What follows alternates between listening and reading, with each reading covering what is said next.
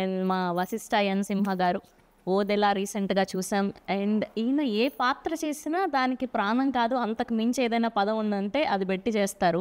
And your voice అసలు ఎంత plus, అసలు ఇలా మీరు వచ్చారంటే స్క్రీన్లో అందరం అలా కళ్ళు తిప్పుకోకుండా చూడాల్సిందే. Thank you. సో అండ్ ఈ సినిమాకి పని చేయడం ఎలా అనిపిస్తుంది అండ్ ఇందులో మీ క్యారెక్టరైజేషన్ ఎలా ఉండిపోతుంది? It's very very interesting special one.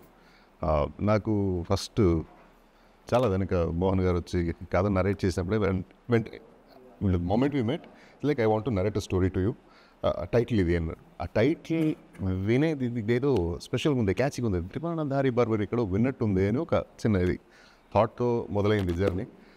Then the narration, the way he narrated, అక్కడి నుంచి ఇందులో ఉన్న ఇన్ని క్యారెక్టర్స్, ఆ ప్రతి క్యారెక్టర్ ఉన్న డెప్త్, క్యారెక్టర్ ఆర్క్ కానీ వేరియేషన్స్ కానీ, and every character has sense, essence, life to it.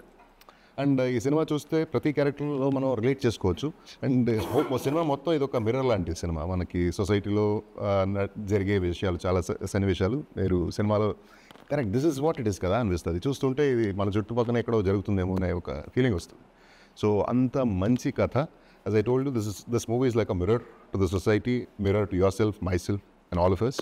And చాలా చాలా చాలా సెన్సిటివ్ అయిన విషయాన్ని చాలా సెన్సిబుల్గా చెప్పే ఒక మంచి ప్రయత్నం, గొప్ప ప్రయత్నం త్రిపురానందారి బార్బర్కి.